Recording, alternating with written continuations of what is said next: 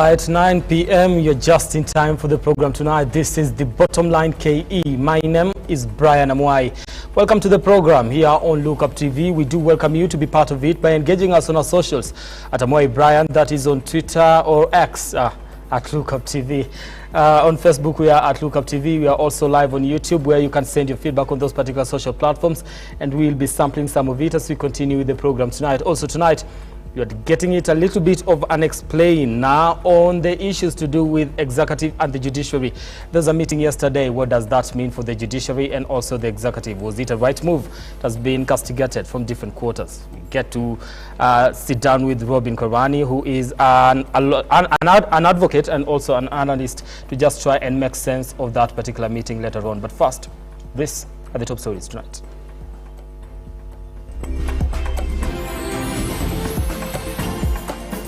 On the bottom line tonight, Eacc arrests Nairobi County officials over claims of a revenue diversion scheme. Also tonight, Mumias East Member of Parliament Peter Selassie grilled by Eacc over public misconduct and assault of MCA. I want to ask them to step down any contestations for whatever positions, present or future.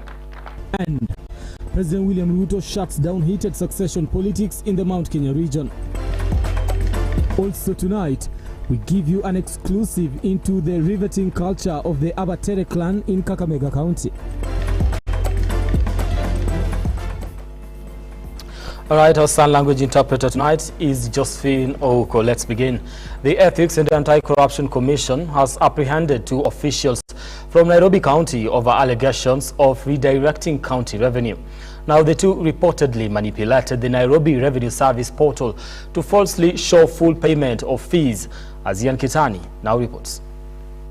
The 2, Daniel Odido, a Nairobi County staff working at St. Peter's Clavers Revenue Offices in Starehe Sub-County, has been arrested together with John Buru Gashagwa, an intern attached to the same office, for engaging in fraud. The commission effected an arrest of 2 officials of the Nairobi County government, and this is in relation to fraud.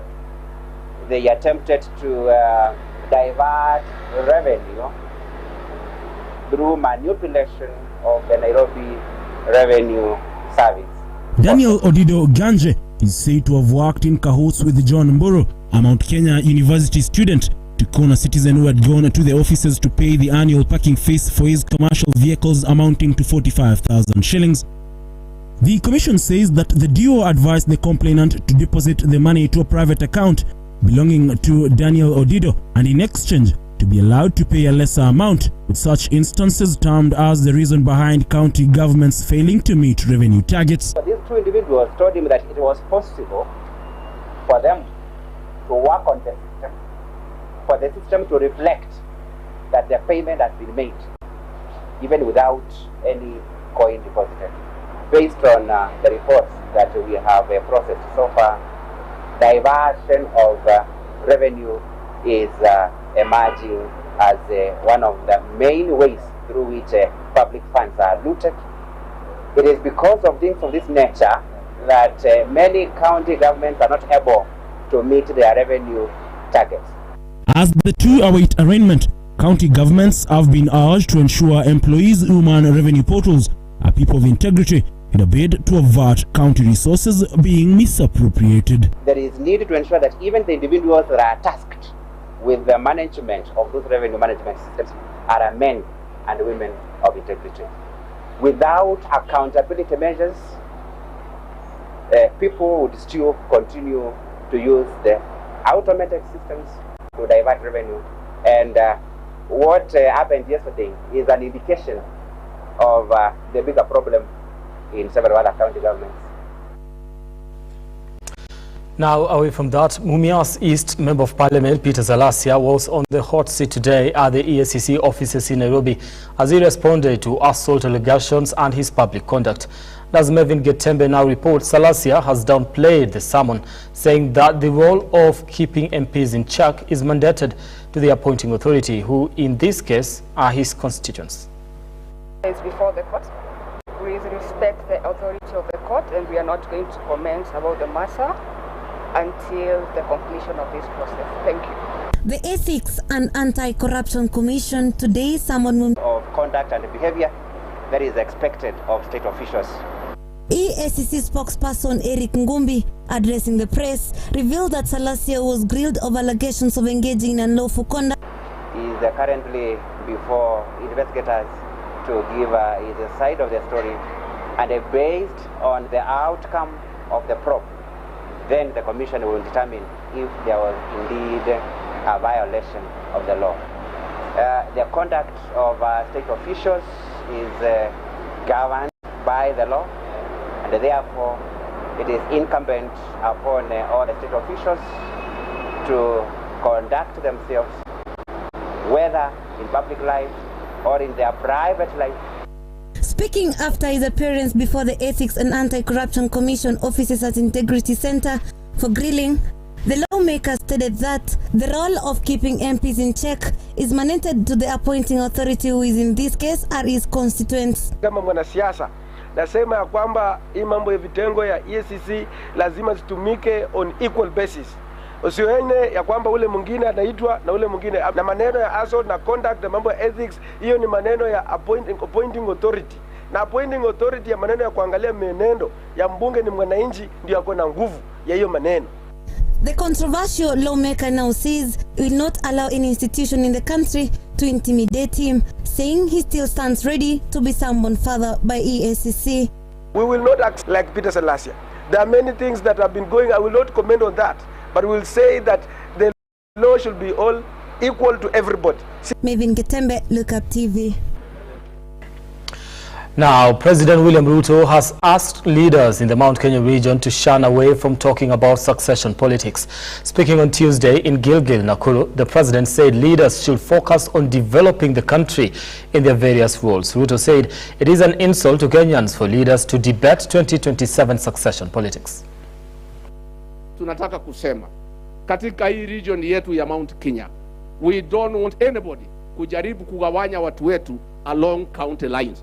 Hata hii ni watu ya Murang'a, hii ni watu ya Nyeri, hii ni watu ya Kiambu. That is retrogressive politics which we don't want in this area. Mimi nataka niwaulize jameni, all leaders, I want to ask all leaders, it will be an insult to the people of Kenya that instead of concentrating on delivering on the assignment given to us by the people of Kenya, we have a very well cut out assignment on matters transformation of Kenya, how to create jobs, how to expand our food production, how to ensure that every citizen has access to universal health.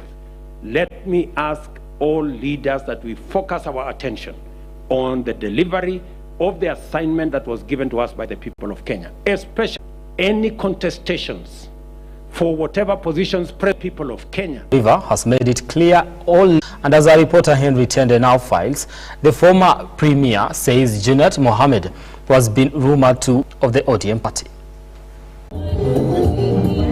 Today's meeting coming on the heel of apparent disquiet and leadership wrangles within the hayote ni wao wenyewe ndio wanataka hayo kuwe na shida katika azimio. Azimio vile navyojua ni muungano. Democratic Party of an is within the Azimio coalition and inside the ODM house as pure rumors. Martha Karua and Junet Mohammed's conspicuous silence and absence in major functions is raising na tofauti ya maoni. Sio unaona leo unaenda shida mingi hapa, sio wewe bwana, wewe tunajua mambo yako, kila mara kwa mara unatoroka hapa na kwenda kutafuta wanawake nje, una ulevi na kadhalika. Hiyo ni mambo ya kawaida, hakuna shida. Junet hajaenda mahali, hakuna mtu ambaye ameguza Junet. Junet ndio director of campaign ya chama cha ODM.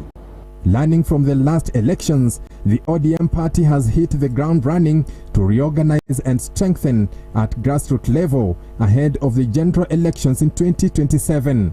This to avoid a repeat of 2022, where President RUTO raided his strongholds, denying him the top coveted seat in the country. Henry Tendanyula, Lookuptv.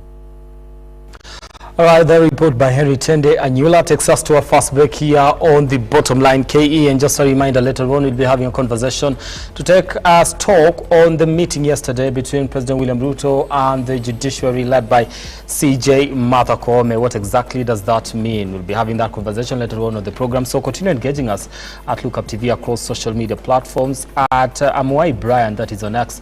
We'll be sampling your feedback as we continue the program tonight. All right, take a break.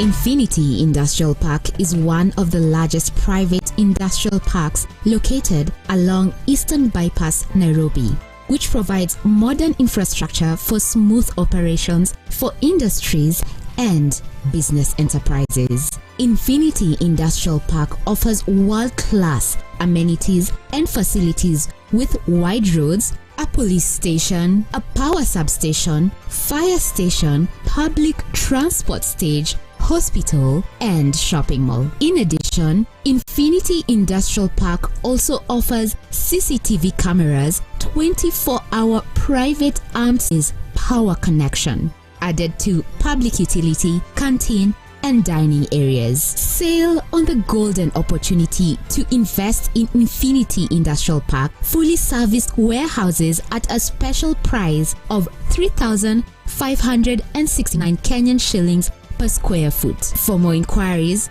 visit our website infinityindustrialpark.com.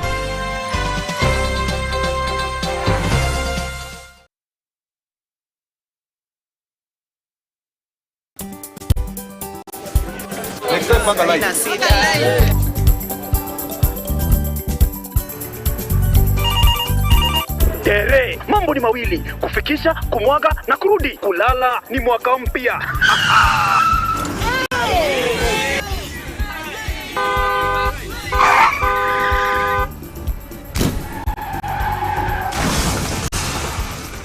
Muka we mse.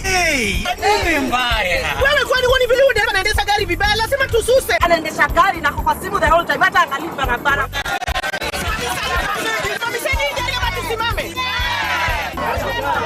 Wewe dereva wewe, mwaka iliyopita peke yake watu zaidi ya 3,000 walipoteza maisha yao barabarani kwa sababu ya tabia kama hizo.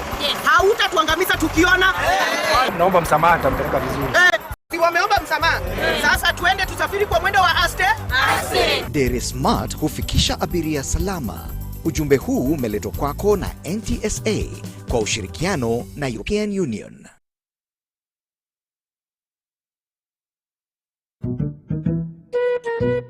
What about mambo fantastic if not scholastic? Chota kuchota na Hetia Supermarket imerudi. Ukifanya tu shopping ya shilingi 1,000, wewe unaingia kwa promotion ya chota kuchota na Hetia Supermarket. Watu wanaendelea kushinda ndani ya Hetia Supermarket.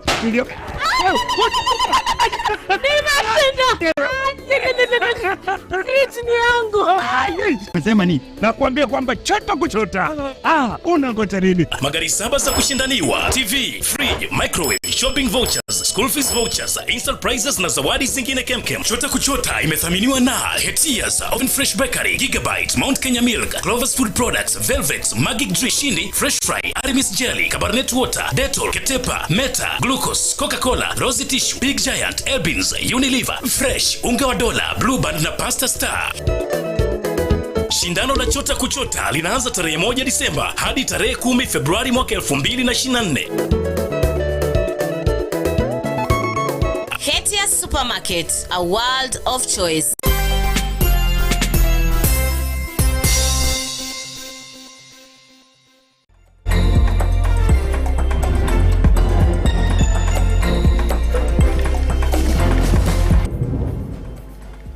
All right, thank you so much for staying with us here on the program. Let's continue with the news tonight. Now, the National Parliamentary Committee on Housing today continued with the public hearings on the 2023 Housing Bill in Nairobi County. Now, Stanley Lugaria was in attendance and compiled the following report. As the court is expected to issue a ruling on the affordable housing bill that could see those in the employment sector contribute 1.5% of their salary, on Tuesday, a public hearing in Nairobi County witnessed a significant turnout of Kenyans who gave their opinions. Baada ya another 50 years hapa itakuwa 50 million people. Lazima watakaa na nyumba za maana. Sasa sisi tutoe hiyo ndoto ya kujua tutamaliza informal settlements. Kila mtu atakaa kwa nyumba ya mawe. Maoni ambayo umeyasikia ni ya ukweli. Ni mtu ambaye anajua mahali kiatu kinauma. Wanasema kwamba kondoo mwenye manyoya mepesi ndio anahisi baridi. Si kweli?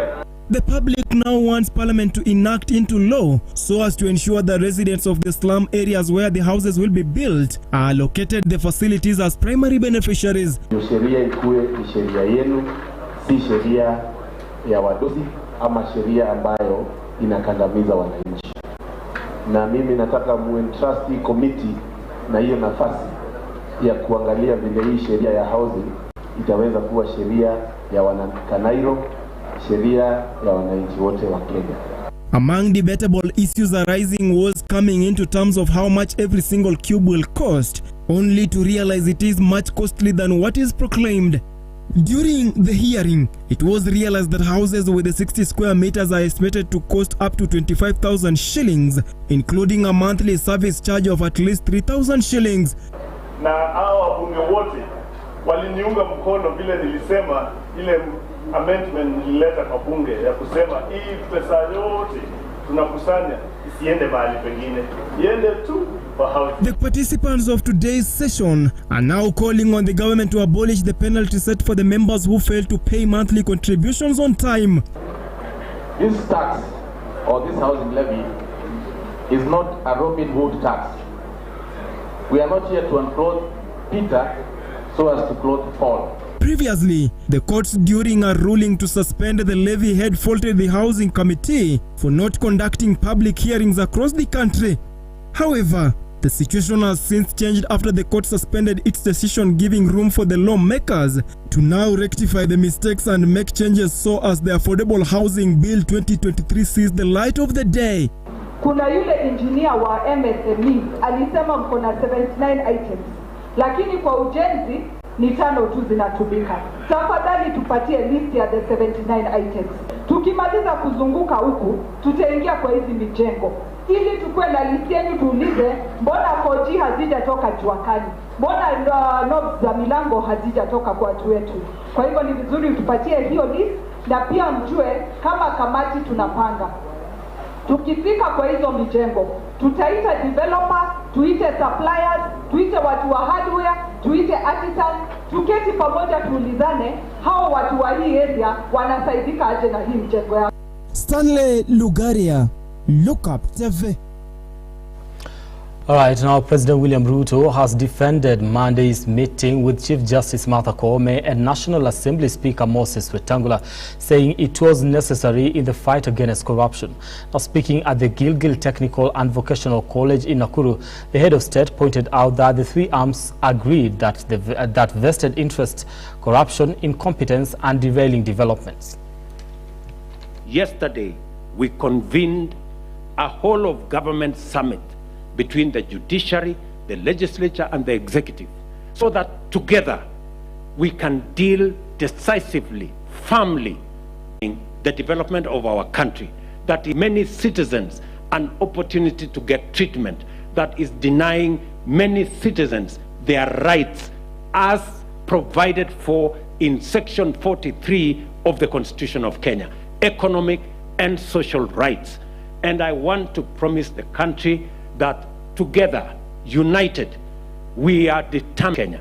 We are going to deploy every resource where is our country.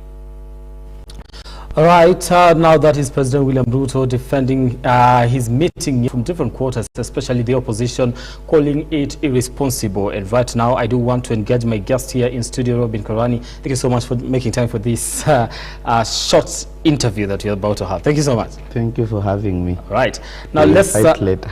We'll fight later. We'll talk about that. Yes. This is what I want to find out from you. Just getting into it. Yesterday, there was a meeting between the judiciary and the executive and the legislature. A meeting that has been, from the word go, a lot of people were quite opposed to it. Was this the right move for the judiciary, considering the political environment in the country at the moment? Okay, I think it is best first to explain to our audience that the judiciary is an arm of the government, just like the executive and just like the legislature. We have a constitution that we gave to ourselves in 2010. And the first article of that constitution says that all sovereign power belongs to the people. And that sovereign power can be exercised directly or indirectly through their democratically elected representatives and through these state organs. It starts with the parliament and the county assemblies, then says the executive and county governments and the judiciary, so forming the three arms of government. These three arms of government are supposed to work independently but interdependently, meaning that they work alone but they also work as a team as the government of the Republic of Kenya. Now I have had a lot of words being thrown at Article 43 and Bill of Rights and such like stuff. I just want to focus on one article that at least every audience can go home remembering. That Article 161 of the Constitution says that in exercise of the judicial authority, the judiciary shall not be subject to the direction or control of anyone. I believe I need to fix your mic. Yes. I need to fix your mic. But as we do that, let us take the next story. Now that is residents of Njogu in a village in Laikipia have raised concern over increased cases of cattle theft in the region after more than 30 cows were stolen in the last 2 months. Now they have accused the police of laxity, adding that the anti-stock theft police camp in the area is ineffective as police officers in the camp are unarmed. The residents of Njogu in Laikipia County here are on edge over the ongoing bandit attacks that have left them counting huge losses. Ng'ombe tariki 10 usiku wakati ya kukucha nikakuta ng'ombe yangu imeibiwa. Sasa kijana wangu ndiye alikuja akanieleza, mama, ng'ombe hakuna. Sasa tukaanza hapo, nikaita mzee wa kijiji, alafu tukatafuta gari, tukaenda na gari baka na nyuki, tukaenda baka Mwireli, baka Karioga, tukachida tukitafuta na tukasaidiwa na wasikari. In the last 2 months, at least 30 cows have been stolen, largely denting the livelihood of the locals. The residents now are complaining that police officers are neglecting their duties, further stating that the officers on patrol do not have enough weapons to face the bandits. Sasa ndio tunachidwa na security ile tuko naye, tuna security. Kwa ile pale kwa polisi, askari ni wawili. Tumechaa sema mara mingi tuletewa askari wa kutosha ndio wizi iiche, lakini sasa tunaona hakuna mtu anakuja kutusaidia. Kwa hivyo ile kitu ninasema kwangu mimi, hata nikiwa mmoja wa security, kuko na kawizi inaendelea hapa, na hiyo kawizi tujui inaenda namna gani. Kwa hivyo ile kitu tunaweza sema serikali iangalie sisi ndio tuonekane mali yetu itaenda, kwa sababu mama ng'ombe yake saa ile ilienda, hiyo ndio tegemeo yake. Ndio alikuwa anapata vitu yote akitaka anataka kwa ng'ombe, kwa sababu ile kama si anauza ndio inamsaidia. Sasa ng'ombe imeenda, ilibebo baka jao, hata hakuna kitu amewachiwa. Kwa hivyo sasa amekuwa maskini ya mwisho kuchida. Residents are now calling on authorities to speed up investigations and bring the perpetrators to book. Reporting for Lookuptv, I'm Shamila Baraza. All right, now local leaders from Butere in Kakamega County have begun sessions to educate the youth on their roots and culture as one way to tame immoral behavior amongst the new generation, alias Gen Z. Beatrice Kageha now reports. Abatere community, which is one of the tribes that form Luya community, are known for their rich and diverse cultural heritage. The community, through its leaders, have vowed to protect and adhere to their cultures by teaching the youth some of the cultures. Tunataka kufufua mila zetu na tumeaidiana ya kwamba tutakuwa na cultural center ya kuwa tutakuwa na kutania hapo. Na pili, tulikuwa na kitu yetu ya zamani ambayo ilikuwa na kuelekeza katika jina la Kiluya no Mkasa. Tumeaidiana miezi miwili iwe imepatikana na tunaifanyia ile inafaa, ama tunaifanyia celebration tambiko alafu tunaendelea nayo. According to local leaders, failure by parents to educate the young generation about how things used to be done by forefathers is a threat towards future generation. Itakuwa nasaidia pakubwa sababu vijana wetu wamepotokwa. Mila zetu wanataka wajue. Asa sana hata mtu akikufa wajue mwanaume anasikwa mkono gani, mama anasikwa mkono gani. Asa sana hata kaburi kuchimba ni wakina nani ambao wanafaa kuwa na chimba. Nyingi sana. This is not to make the community become distinct, which even makes them more worried. Nikiongoza Batere, kusema ukweli wamelalamika, wamelia kwa sababu wameachwa. Ukiangalia upande wa employment, Abatere wamewachwa. Na kwanza Abatere wamepata kupata nafasi ambazo wanajifunia. Nafasi ya kwanza ni hii nafasi ya Chief Officer Medical Services. Kuna nafasi ambayo imepewa mwanarika kijana mwenzetu Charles Alila. Kuna kazi ambayo imepewa kijana ambaye anaitwa Joel Shkumo. Na kwa sababu ya hiyo ninataka kusema namna hii kwa sababu ya niaba ya vijana ni kwamba uongozi ulindwa kama jinsi mali inavyolindwa. Among the teachings that the youth are set to receive from the elders are burial procedures and different ways in which the deceased's lives are supposed to be celebrated based on the age, sex and even the cause of death. Beatrice Ilavonga, Lookuptv. See, this is the first time I'm doing a story that actually comes from home. This is the thing.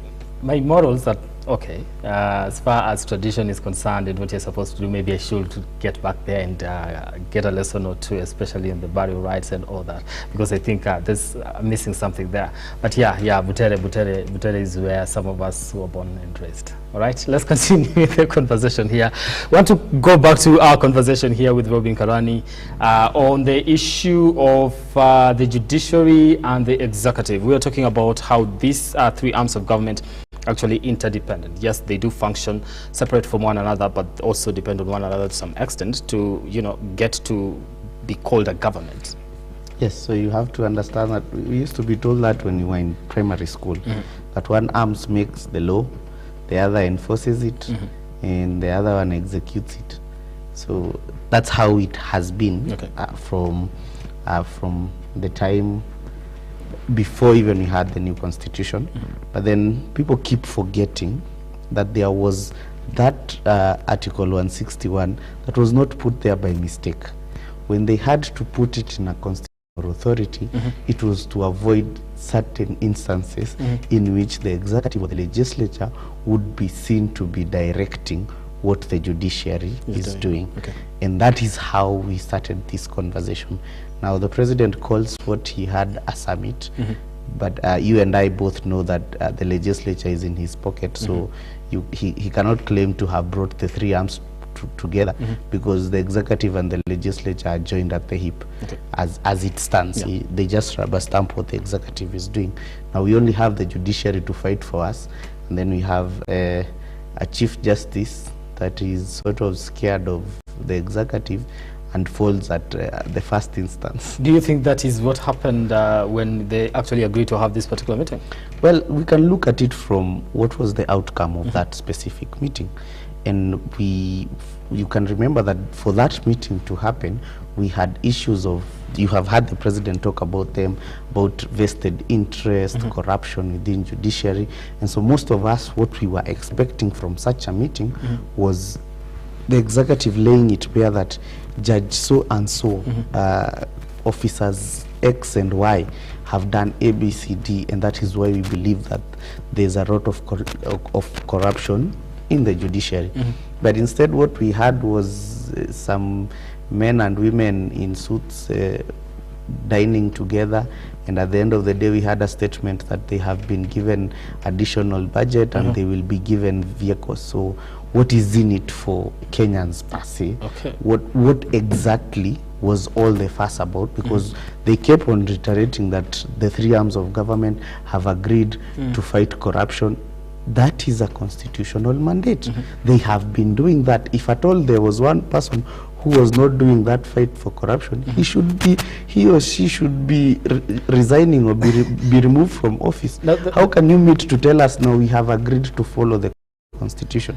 Okay, we'll come to the issue of corruption later on. But this is the thing. So initially, when the president was calling out the judiciary, this actually did come after, you know, some of the cases, some of the projects had been stopped by the government, and he did believe that, you know, these are being financed, or the elements of corruption in the judiciary is actually what is leading to that. When we come and have this conversation, and you know, the president has a meeting with the executive and the legislature, does it look genuine to you that the issues that were raised at the beginning were actually what led to this particular meeting? I think what I would say is that the judiciary was actually being set up. The president is very intent on showing us how he can bribe the judiciary, and so he bribed the judiciary right in front of everyone. He will come back and bite them. And I have told them here on live TV that what he has done is just shown Kenyans that you guys are really not interested in justice, but in yourselves, and I can bribe you and you will do what I want. Okay. The cases that you have been speaking about, we had the first case of the CASs. Now, the CASs had been a fight before RUTO was the president of Kenya, and during that time, they were told that they did not have a specific or adequate public participation. And so they went back and created the position of CAS through the Public Service Commission, and they advertised for public participation during the tenure of President William Ruto. Now, once they did that, they only did that for 21 of seats of CASs. But when it came to actually appointing them, President Ruto appointed, I don't know, 60 of them. And so when it went to court, they said we had everything, all right, up to the 23. We don't know where the rest came from. Why and how should he be complaining about that? You will note that in everything they are complaining, the other case they were talking about was the case of Ndonyojero Road that passes through the Aberdare. And it is just common knowledge that environmentalists everywhere would oppose development that cuts through the forest and interferes with the animals or the wildlife, the ecosystem of that place. That is one thing that you would actually be looking to concede or to look for a way better out of it. Okay. If you talk about the case of the finance bill, the case of the health laws, the case of the affordable housing, all of them have been challenged on the process and the constitutionality. They don't say that they followed the process. Okay. They don't say that they follow the constitution. Only the only thing they know is to attack the person and the people sitting in this court. So meaning if they had followed the constitution and the right process, they will not be challenged in the court of law, right? That's what you're trying to say. That's what I'm trying to say, because I, being one of a person that I like to call myself a public interest litigator, I go to court most of the time.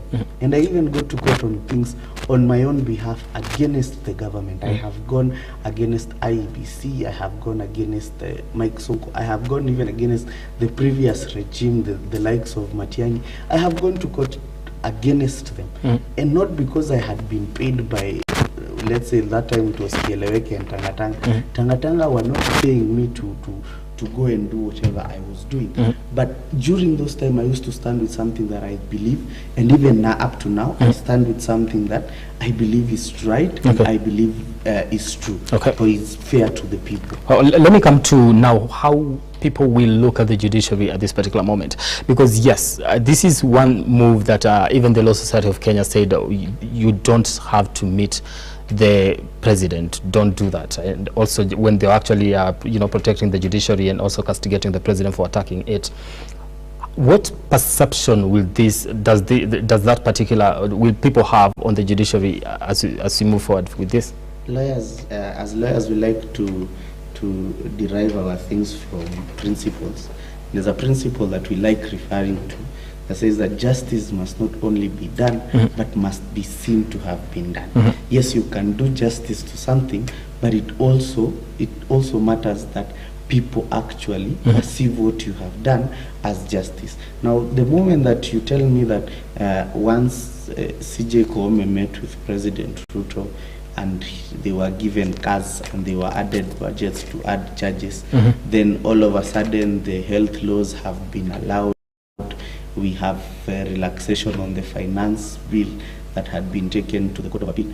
Then even if you want to convince me that actually we won it fair, we won it by legal argument, not many Kenyans will see it that way. Not many people will see it that way. And if that happens, then that's a threat to injustice. And then again, I come to the principle that a threat to injustice anywhere is injustice everywhere. Okay, so then people might start looking at the judiciary and losing faith in the judiciary, right? Yes. Because now they'll start looking at it and say it's now going to bed with the executive using opposition leaders actually words. Because now what they have done is they have actually entered into the trap and they can't get out. Because let me get you fight with a pig, it's only common sense that you will also get mad. Okay.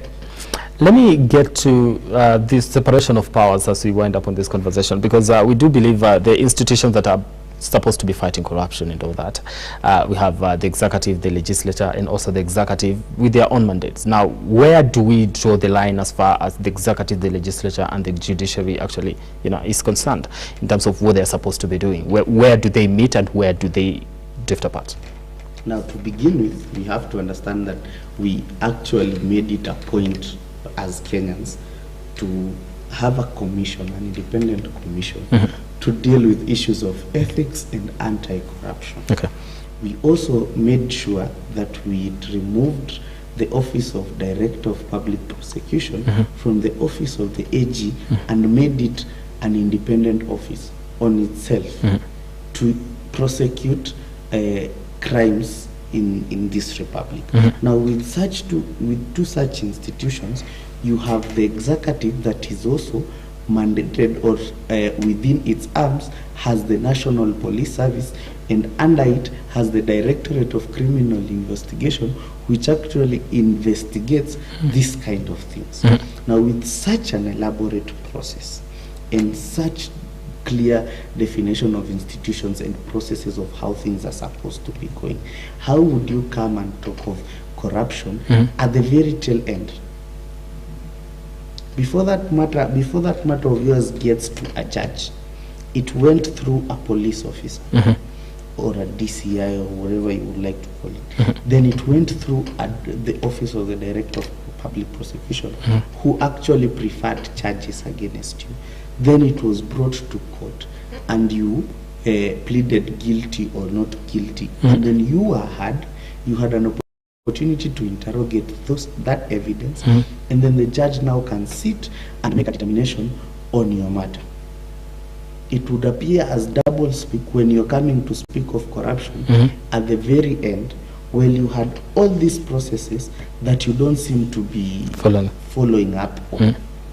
And I think that is where the whole breakage, even the whole fight between the political sides and the legal profession comes. Because as I stand, I would really love to support the president in what he's doing. But as a legal practitioner, I believe my seniors who are around him are actually misguiding him. And I feel at that particular point, I have to stand with the law and the fidelity to the law and an oath that I took at the Supreme Court some years back. Okay, as you wind up, let me ask you, what would have been the best decision for the judiciary to take so that it keeps the public trust? And also, if they had taken the decision not to meet with the president, what did they stand to lose? Number one, I don't blame them. I don't really refuse for them to meet with the president.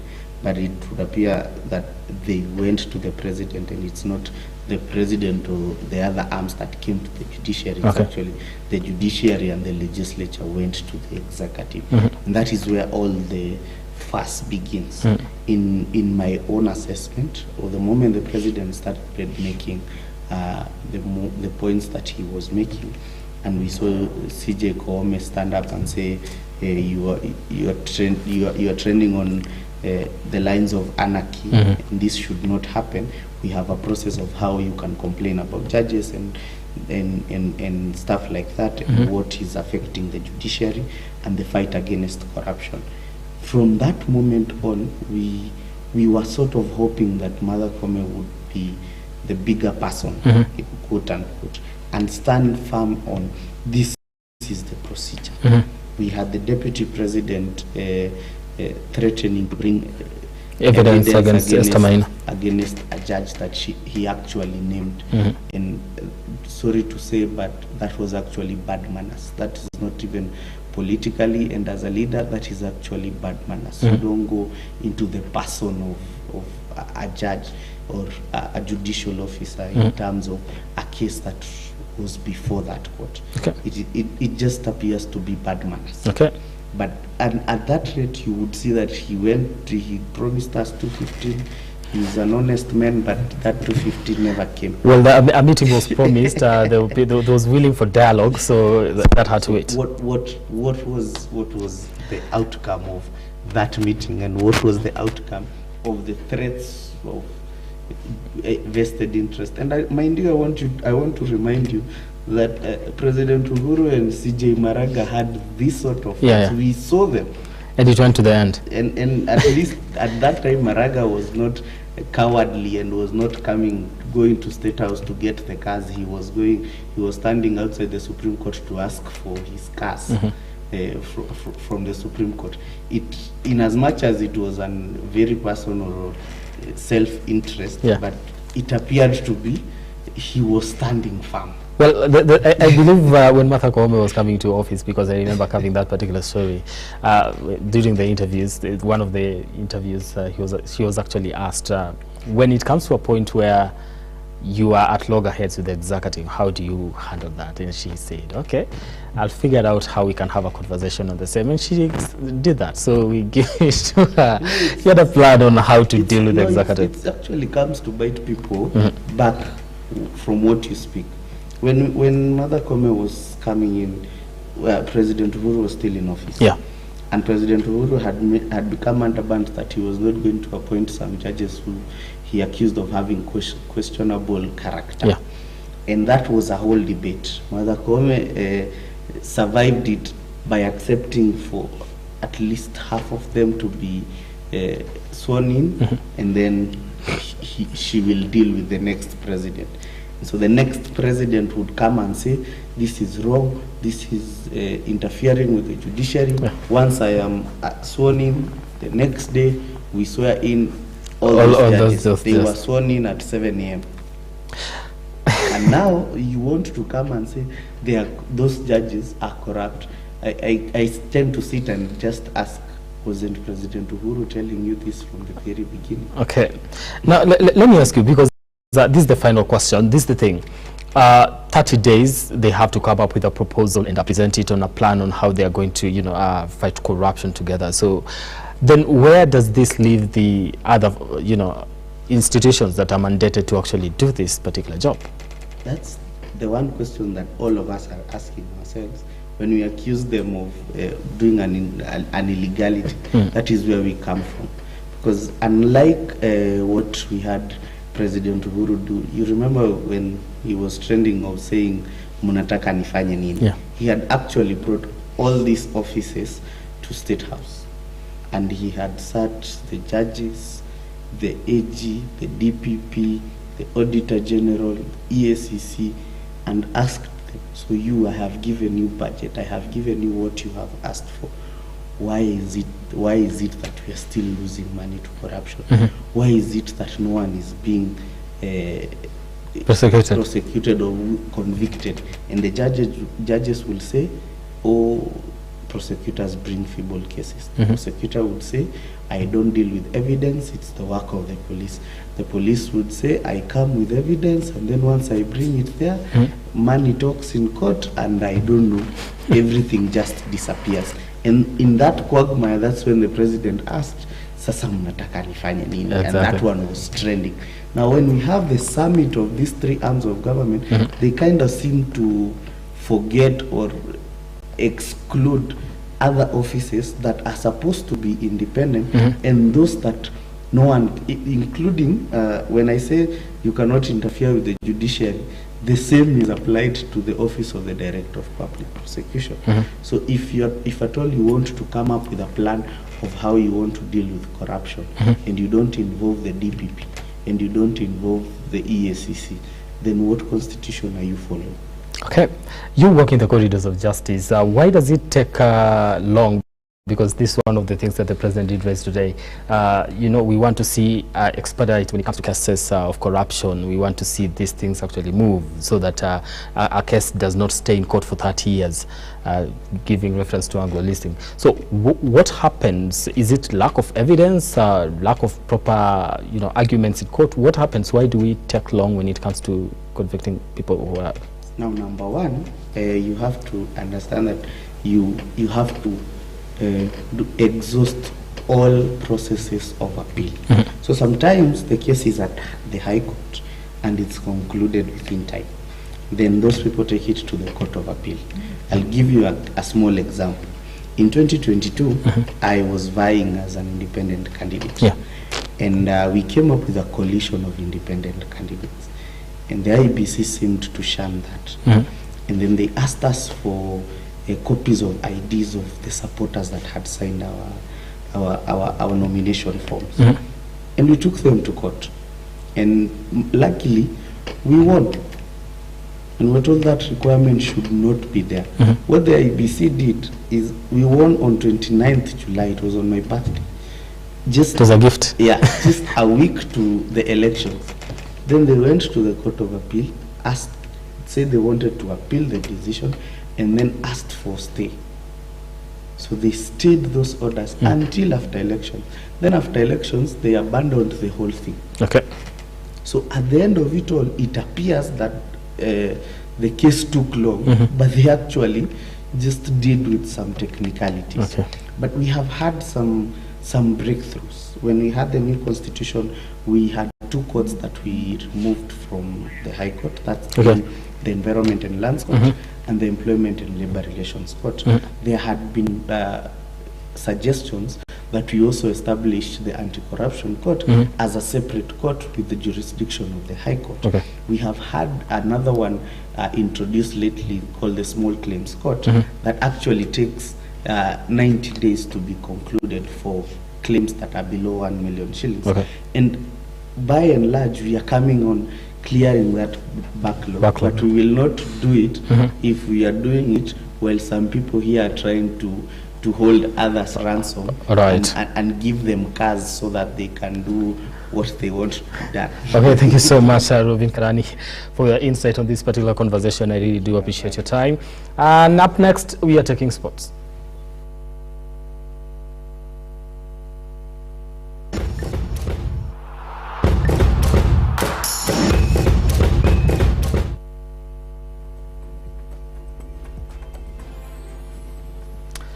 All right, now the Kenya Rugby Union has confirmed the dates for the 2024 Sportpesa National 7 circuits. Nairobi County will host the first round of 2024 on 27th and 28th of July at the RFUEA grounds. Now, as Kakamega will host the KRU 7s that replaces TSAP 7s.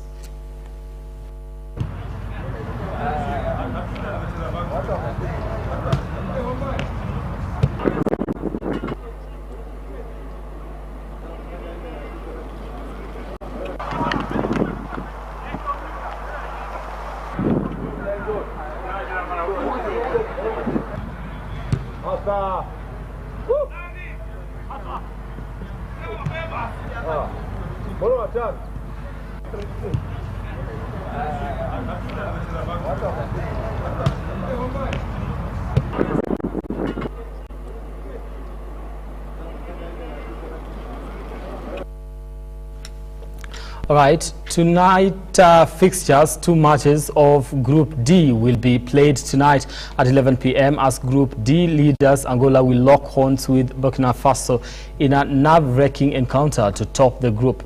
at the same time, the 2019 champions Algeria will be fighting for their place in the last 16 against the Lions of Chinguetti from Mauritania.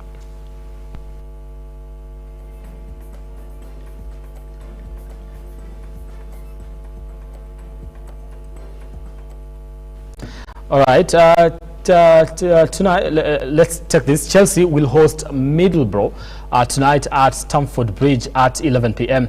Now, the Blues will have to score more than one goal without conceding to qualify for the finals. Now, the Mauricio Pochettino's Leo side lost 1-0 at the first leg.